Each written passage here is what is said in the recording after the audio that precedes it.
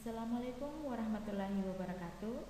Pada kesempatan kali ini, saya Umi Rusmalasari, mahasiswi Stikas Megabuana Polopo, program studi D4 Bidang Pendidik akan membahas mengenai infertilitas. Fakta fertility. Kebanyakan dari wanita dan pria tidak memperhatikan reproduksi dan fertilitas mereka sampai di saat mereka menginginkan keturunan. Apakah infertilitas itu? Adalah suatu keadaan di mana sepasang suami istri telah bersenggama secara teratur 2-3 kali per minggu tanpa memakai metode pencegahan dan belum juga mengalami kehamilan selama 1 tahun. Infertilitas terbagi ke dalam 2 bagian. Yang pertama, infertilitas primer, dan yang kedua, infertilitas sekunder. Infertilitas primer adalah suatu keadaan di mana pasangan suami istri tidak pernah mengalami konsepsi meskipun senggama teratur selama lebih dari 12 bulan tanpa perlindungan. Sedangkan infertilitas sekunder adalah suatu keadaan di mana pasangan suami istri sebelumnya pernah mengalami konsepsi, tetapi kemudian tidak mampu konsepsi lagi meskipun senggama teratur lebih dari 12 bulan tanpa perlindungan. Penyebab infertilitas ada berbagai ragam. 40% diantaranya disebabkan oleh pria, 40% lainnya disebabkan oleh wanita, 10% disebabkan oleh kombinasi dari keduanya, dan 10% disebabkan oleh faktor lain. Penyebab infertilitas pada wanita.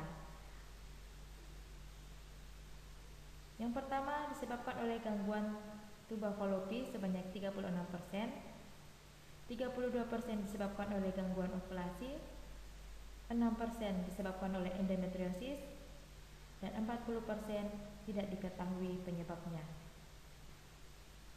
Adapun penyebab infertilitas pada pria diantaranya adalah 1.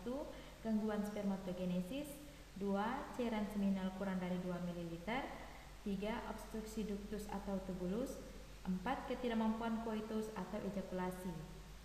Adapun analisa sperma diantaranya pertama, normospermia adalah cairan sperma yang normal di mana dalam setiap 1 ml air mani atau semen mengandung 20 juta sperma.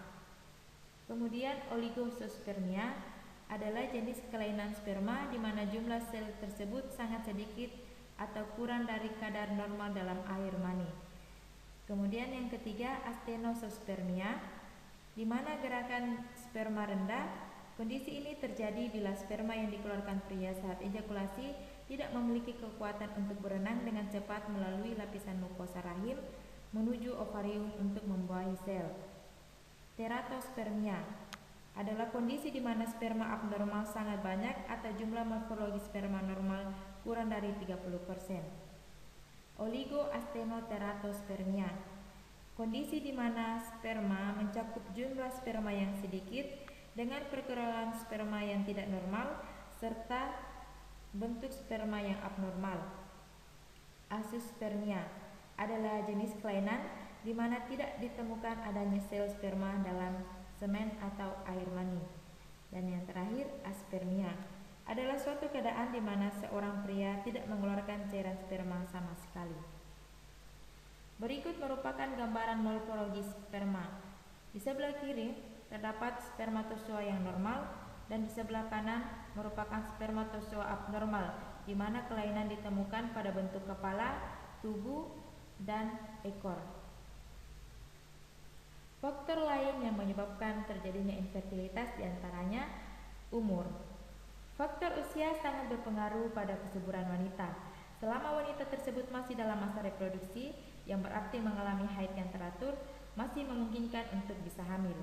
Akan tetapi seiring dengan bertambahnya usia, maka kemampuan indung telur untuk menghasilkan sel telur akan mengalami penurunan.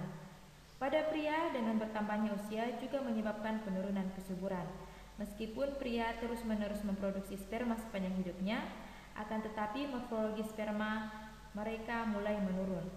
Selain itu, usia yang semakin tua juga mempengaruhi kualitas sperma. Yang kedua, merokok dan alkohol.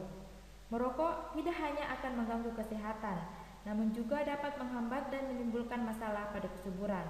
Dalam asap rokok terdapat lebih dari 4.000 zat racun seperti karbon monoksida, nitrogen oksida, sianida, amonia, asitelon, metanol, nikotin, dan lain sebagainya. Pada wanita, merokok dapat menyebabkan penurunan produksi sel telur sehingga dapat mengganggu kesuburan. Sedangkan pada pria, merokok dapat menyebabkan jumlah sperma berkurang dan meningkatkan risiko memiliki sperma yang abnormal. Mengkonsumsi alkohol dapat mempengaruhi fungsi liver yang dapat menyebabkan peningkatan estrogen.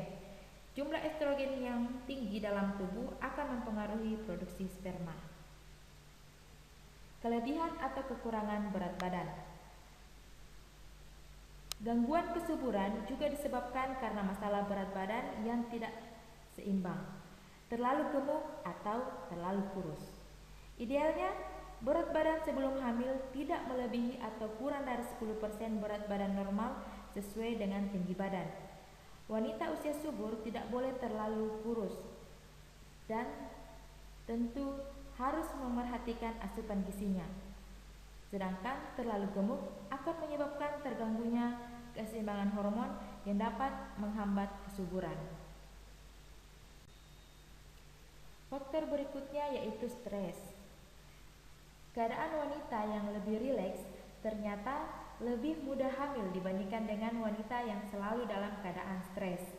Adapun perasaan tertekan atau tegang yang dialami wanita tersebut berpengaruh terhadap fungsi hipotalamus yang merupakan kelenjar otak yang mengirimkan sejumlah sinyal untuk mengeluarkan hormon stres ke seluruh tubuh. Kelebihan hormon stres juga dapat mengganggu keseimbangan hormon, sistem reproduksi, ataupun kesuburan. Berikutnya yaitu infeksi menular seksual.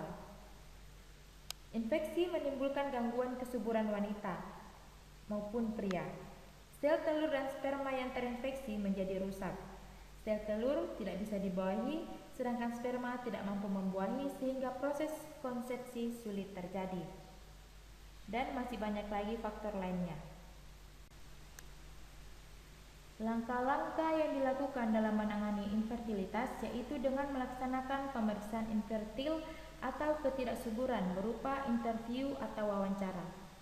Dilakukan pada pasangan suami istri yang baru pertama kali datang ke tempat pelayanan kesehatan.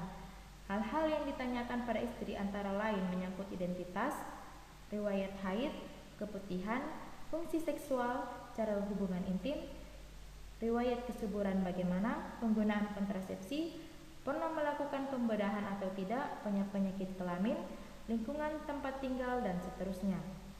Pada suami ditanyakan apa ada gangguan buah pelir, kemampuan ereksi dan ejakulasi bagaimana, pekerjaan, lingkungan tempat tinggal, dan lain sebagainya. Setelah itu dilakukan pemeriksaan fisik dan alat kelamin. Pada pria meliputi pemeriksaan perut, apakah ada paru bekas luka, pernah operasi usus turun atau tidak, dan lain sebagainya. Pemeriksaan penis dan lubang penis untuk membuktikan apakah ada sumbatan atau tidak. Pemeriksaan kulit katup yang dapat menimbulkan gangguan ejakulasi, pemeriksaan ukuran testis, pemeriksaan saluran sperma, dan lain sebagainya. Pada wanita meliputi apakah ada tanda-tanda yang menjadi petunjuk adanya kelainan kromosom atau fungsi kelenjar yang berhubungan dengan kesuburan. Pemeriksaan payudara juga diperlukan. Apakah ada indikasi kelainan atau tidak? Pemeriksaan kelamin, apakah terdapat radang atau cacat bawaan seperti polip leher rahim, tumor indung telur, dan lain sebagainya. Kemudian melakukan pemeriksaan laboratorium. Pada pria dilakukan analisa sperma untuk mengetahui sifat fisik baik jumlah maupun kualitas sperma. Jumlah sperma berkisar antara 20 juta per mililiter atau lebih. Presentasi sperma yang bergerak maju sekitar 40% atau lebih. Persentase sperma dalam bentuk normal sekitar 60% atau lebih.